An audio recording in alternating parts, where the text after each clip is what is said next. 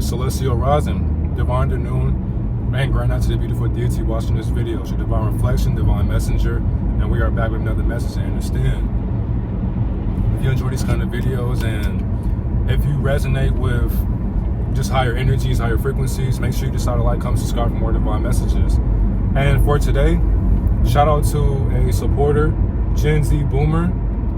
I have the question of who created this firmament. I am a bit confused. So we gotta understand too with ideologies, right? Because the one thing in this dimension, this realm, is nothing exists to existence.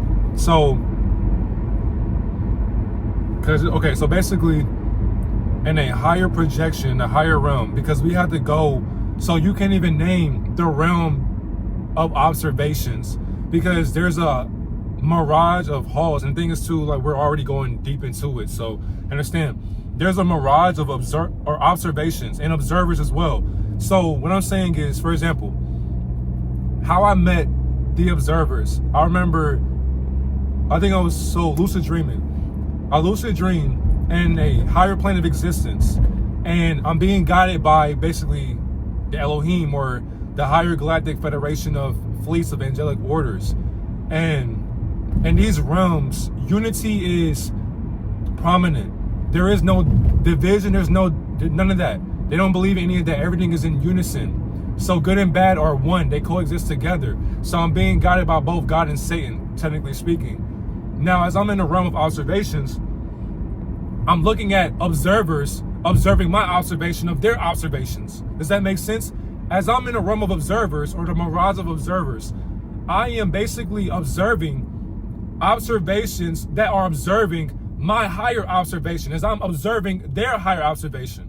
So as I was in there, that's when I learned that these realms, so like Earth, for example, Saturn, Uranus, Neptune, Pluto, Mercury, Venus, all these different terrestrial lanes. We gotta understand that, for one, even the sun. So if you go on Google and you type in like the sun and then other planets align, that is not what our planets look like, first of all, first and foremost. Two, if you are in a mirage of observers, you are looking down on simulations. Does that make sense? Meaning that, for one, as we look up in the sky, we look up to our higher self. As our higher self looks down on our higher observation. And actually, no, on a higher observation, we observe that. You see how crazy this shit is? Like, this shit is, it blows my mind. Because I'm just now learning this shit again. Well, actually, I'm remembering it.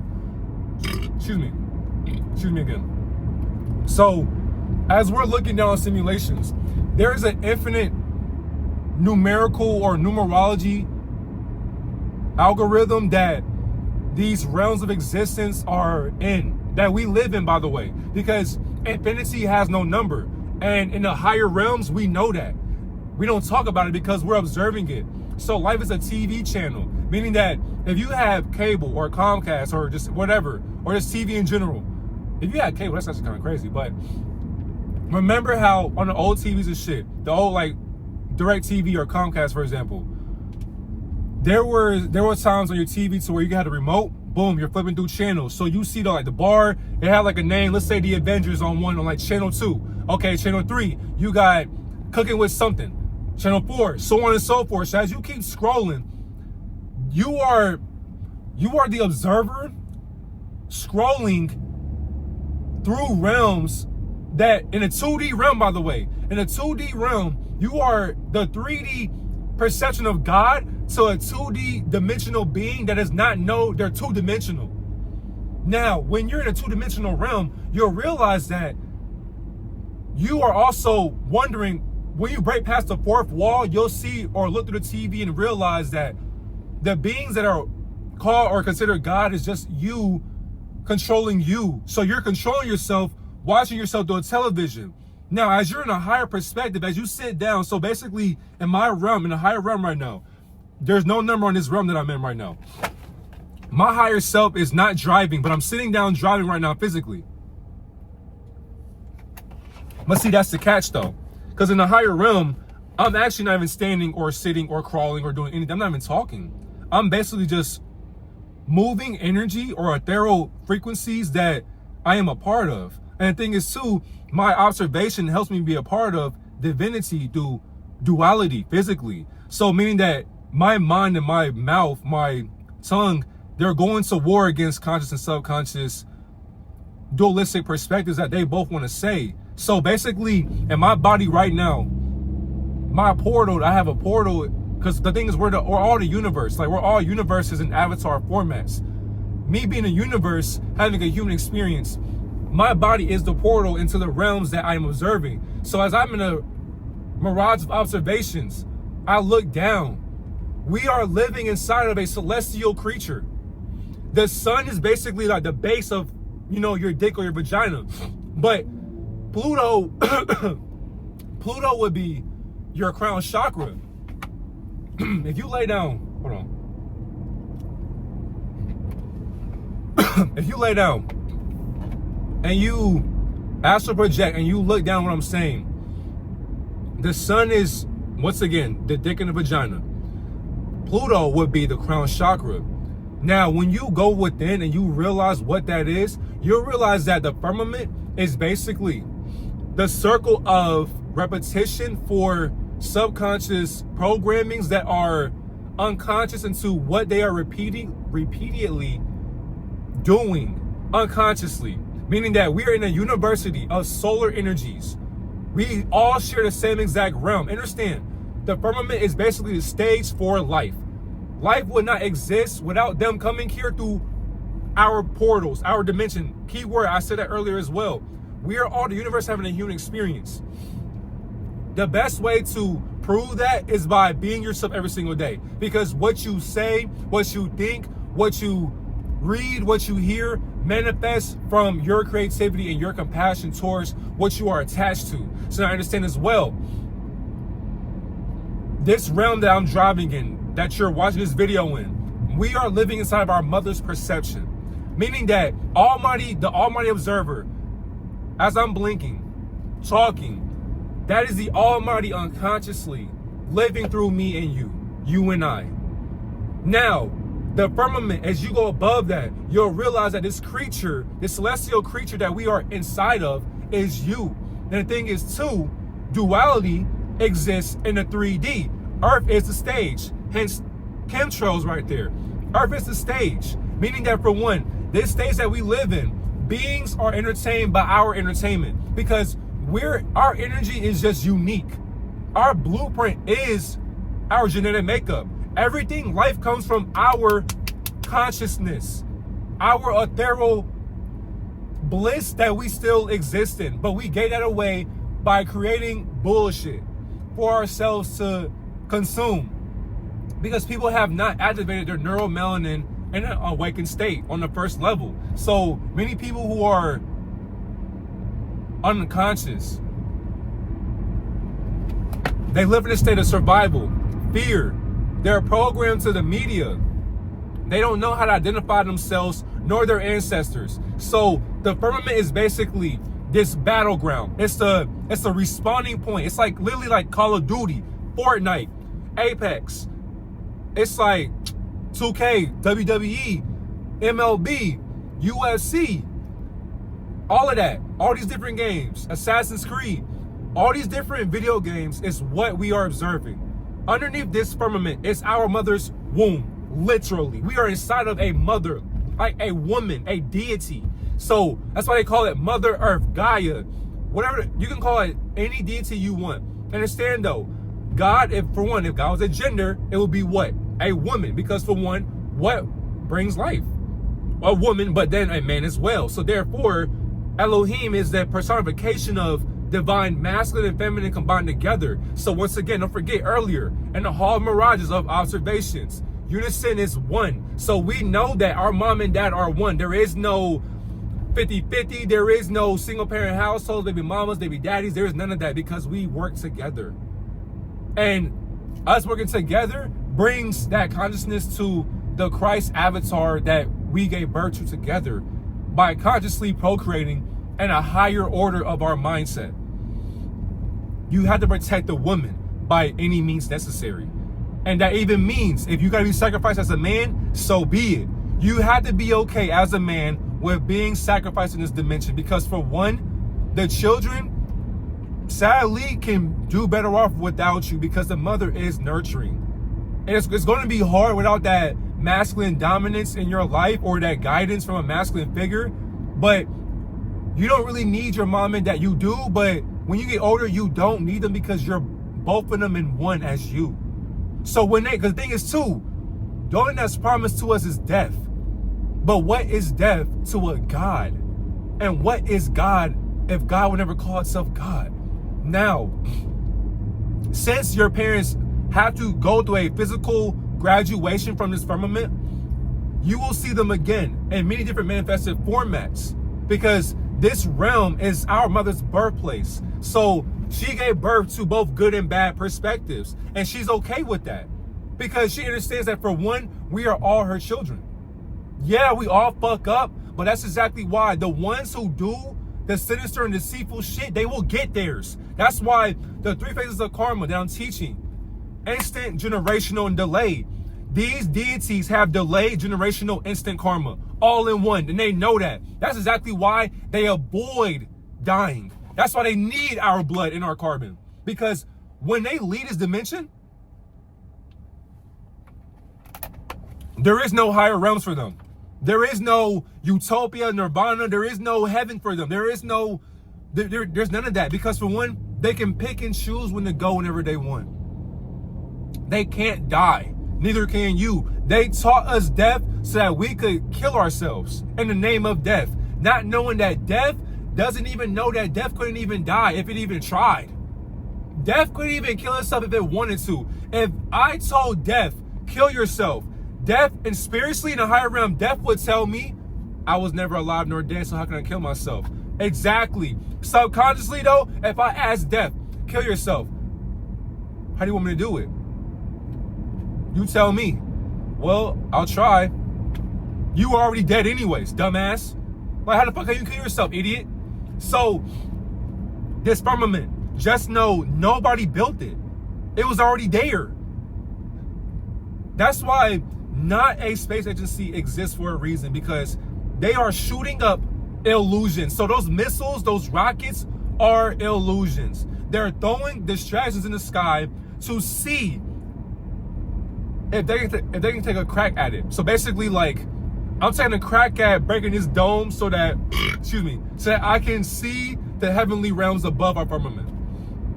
Because they already know that they're tired of having to hide below the surface. They want to be able to go up there as they choose.